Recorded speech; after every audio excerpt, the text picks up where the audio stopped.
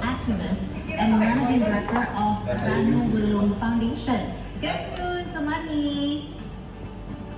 Hello, good afternoon. Very long to travel with my fan. Well, you know, I want to say thank you for what you're doing because you're not only, gaining a lot more awareness about how young people and how indigenous people are living in Indonesia, but also making sure that they get to have a sustainable future as well. Now, there is a lot of stigma when it comes to indigenous people, right? You hear a lot of stories, and as a Dayak activist, which one would you love to eliminate the most, like the Dayaks, and why do you think you want to eliminate them in the first place? Well, actually, there are so many stigma that people frequently address to me, especially when I visit another cities such as Jakarta. But one of the highlights is, they frequently say me, are you Jakarta? You are still living in Venice, where is your jail, something like that. But one more thing that I really wanted to address is about slash and burn practices. Because remember in 2015 and 2019, where there was big forest fire happened in Indonesia, many media say that indigenous Dayak is the main actor behind the fires. Yes, we do have the slash and burn practice in our farming traditions, but we, in thousands of years, we never create such a big forest fire because we do have a wisdom in protecting the fire. We do have control fires that make the high frequency of the fire, but with low intensity. It's like really managing the fire in very specific way. I actually read something about this, and the Dayaks are not the only culture who practice this. The Aboriginals in Australia also do that, and people now are actually resorting to these practices to learn from your indigenous culture, because there is a possibility due to climate change, this is the way you stop massive forest fires that's been happening around the world. And I thank you for that statement, because this is something that needs to be very, very much addressed, and that people are now actually looking at indigenous people to learn from them when it comes to forest fires. Wow. Yeah, thank you for reminding that, Kai. And also, yes, we are so grateful that we have you. So, with the Ranu Welum Foundation, now you want to empower the Dayak to be more developed. How is it so important in terms of the youth role in these platform that you are trying to do? I could say the young people. Yes, I'm still young people. Yes, so, you are. We are the future, the future guardian of our traditions and forests. Because many of our tradition is unwritten, so it's like, and to keep protecting that, you have to practice them. And so that's why young people really have this very important role in preserving the culture. But another aspect, I would say that massive destructions of every year we experience natural disasters, forest fires and flooding nowadays. In this kind of situation, I could really see the power of youth, how young people come together. For example, during the forest fire in 2015 and 2019, we fought in the front line with the local firefighters, and we also use our skill, like we engage our medical teams to go to the remote area, very far away.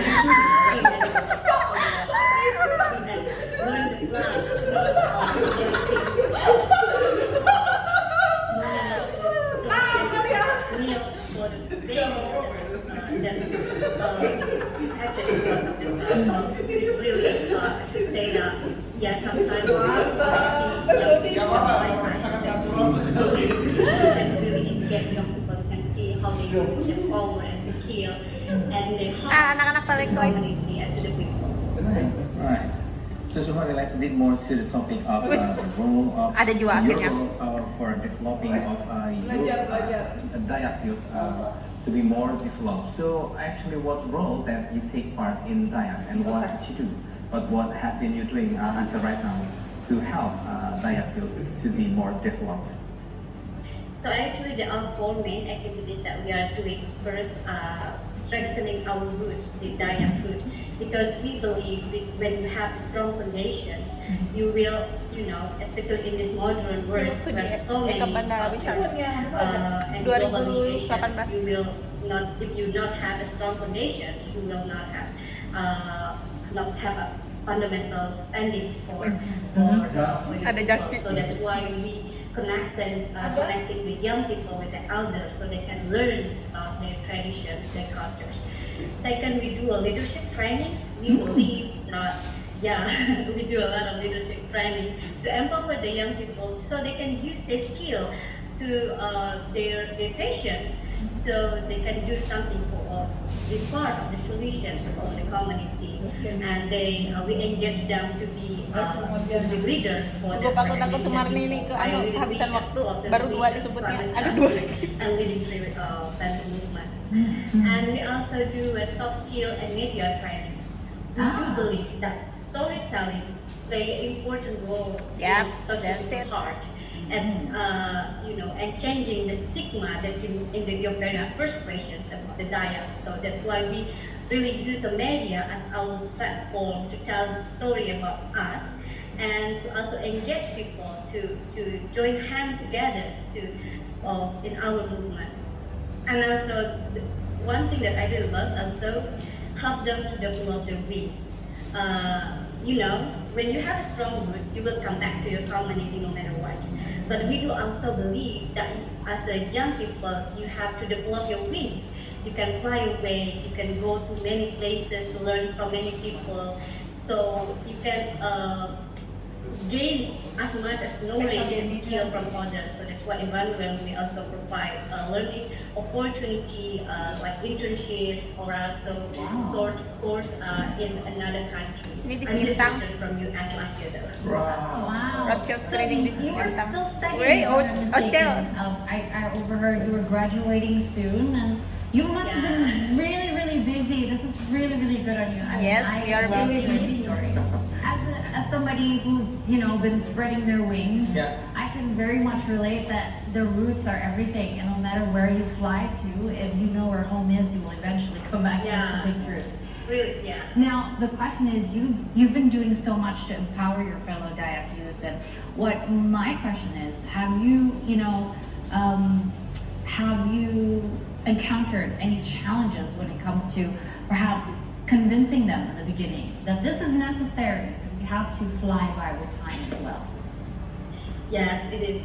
So many actually challenges, but two things that I would to highlight is first the commitment. Young people, because we are still wanting to find who we are, so sometimes we just wanted to try something new, right? And that's the problem about the commitment, right? So in a movement, you really need someone who really commit their time and their heart. But sometimes because they still find who they are, they will stay for a while and then go away. So that's something that's really hard to really make people have a commitment and also focus in the movement. So. All right. So as we mentioned before, we Dia bilang cannot 2, lebih forget 1 where we come from. So you are trying to empower the youth of the Dayaks to be more developed. So how do you keep the adat Dayak stays so that it's not forgotten? So yeah, that's a very, very good question. First is language, I could say. I am I'm growing up in a village, and then because of my education, in the rural area, it's very hard for you to get a better education. So that's why I moved to the city for pursuing my study. But then in the city, you cannot practice the language. But the most, something that I find is very important for you to understand your culture, to understand your story, to understand your wisdom. But then when you do not speak your language, your mother language, the Dayak language, or another Dayak language, you will lose connections to the people, to your community, and even to the forest. So that's why, to answer your questions, the most important thing is for you to learn your language. When you learn your language, you can understand other things, like you can practice dance, If you have a passion in music, you do music. But if you have a passion in preserving the culture, preserving the forest, you can then do that too. You know what? You sound so wise and so young. Yes. I feel like I'm listening to my mother speak to me when I was younger because this is exactly everything she said. And you know, since you've mentioned by yourself talking about the education, and since all of your answer is so impressive for me, so I would like to know, talking about yourself, how did you come with this idea, like introducing, like keeping your root as Dayak people, and at the same time spread the wings to learn from other community? It's so impressive to know that you. I don't have any like experience that you come from a rural girl. It's become just you are an international, a young person, but still with a very rooted in mind. So tell us about the journey, how you become like this. But it will be a long story, but I will make it short.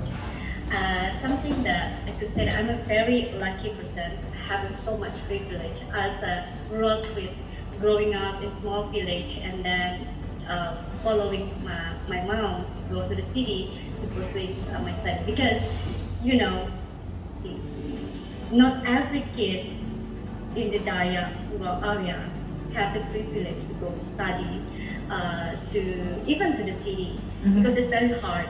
You sometimes have to live with your own, or even someone not ever knows. So I really wanted to say, for you girl who really have the strength, have the resistance to do that, is really amazing for the people.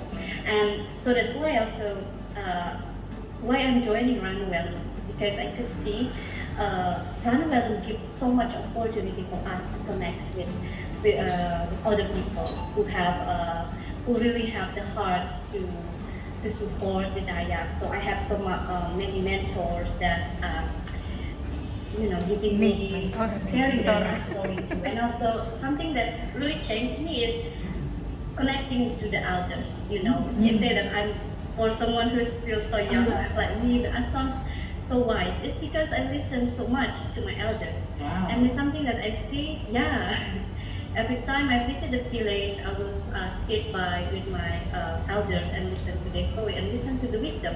And that's why it's also something that I also wanted to encourage more young people. Sometimes we also not really wanted to connect to our elders, just because we feel like we have a difference. There is a gap sometimes. But when you do that, so much wisdom on it. So Right. Wow. So I have a little bit more question to you. So you mentioned that you are from Central Kalimantan, right? So maybe you can mention where you were from the first time, what area of rural area that you've mentioned, and you went to the city. What now of the city you went to Palangkaraya or? So I was born in Kampuri village, but then Termention Kampuri. My family jobs, we moved to many rural areas. So I lived to an area who doesn't have electricity when I was born. Even a senior. So that's why when I was young, I still enjoying the life of no internet and no phone. And then in 2000, I moved to Palangkaraya city. Right. Okay, so I'm just very interested to asking this question to you. I mean, Kalimantan is very well known as the lung of Indonesia.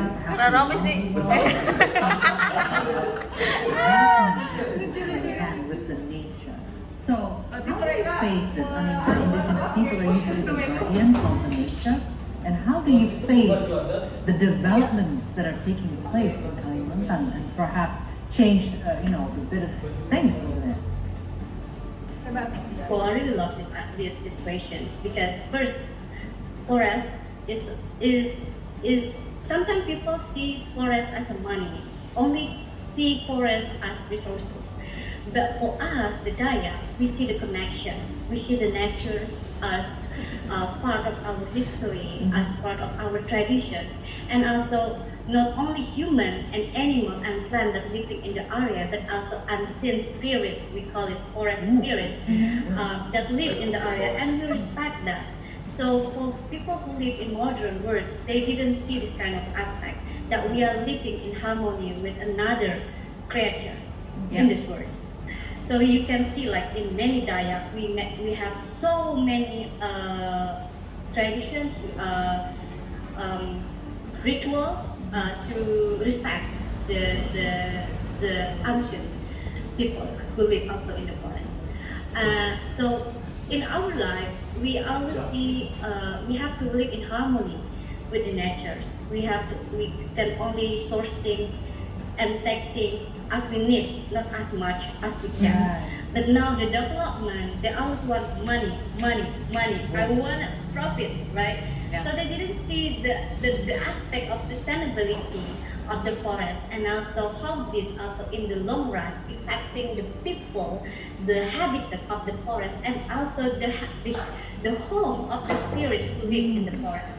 So it's really heartbreaking for me when I see like the development that's going on in our area. Yes, we do need the development. We love that also. Now we have internet. Now we have high school in the village. But now we can make the development that also with the sustainability, right? But yeah, that's why it's so heartbreaking to see. Like if you use drone, you can see how many we are losing our homes now. And that it's really impact the people in our area because they are losing the source of their life and also the connections to their ancestor and also to the connections for our future. I'm very wildfire. Penonton. He's on fire. She's on fire. You've been to Kalimantan Oke, selesai ya. I wanted to ask you a question. We are moving our capital city to Kalimantan. And I know that the effort that the president and the officials want is to reforest the dead forest. What is your take in this? And our last question will be, what is your hope for the Dayak community in the future, especially now that all eyes are on you coming to the new capital city of Indonesia? Okay, first is I wish for the people to give more space for the Dayak to speak up. If you see the history, if you talk about forest fires and you really dig a research about this, you can understand why the destruction happens in Kalimantan is because people do not really listen to our policies, right? Because they neglect the wisdoms that we already developed for thousands of years. So I actually support the development of the new ICA, and as long as they make this in very sustainable manners and see there is a people who live in the area and also the improvement that need to be protected. So I wish in the future, and now, not in the future, but now, people give more space for the Dayak to speak up, to also doing this development together, for us to also can share our wisdom, our knowledge that we have. So when we are making a plan, it's not only just from people outside our community, because people who know best about the improvements, know best about the home, is people who live in the area, right? So that's one thing that I would like to highlight. And also, I also wish that the movings of the new capital, it's give like actually, there are many places in rural Kalimantan that doesn't have a health facility and education, so that's why in Ranu Welum, during the flood or during the fire season, we frequently travel to the area. Young people have to do that. Why? Because people are suffering always during the disaster. So I hope like more developments, that also they keep this by respecting the culture, the tradition, and the wisdom of the people. Sumarni, thank you so much for your story. We're absolutely buffalo. you. I wish you all the best in the future.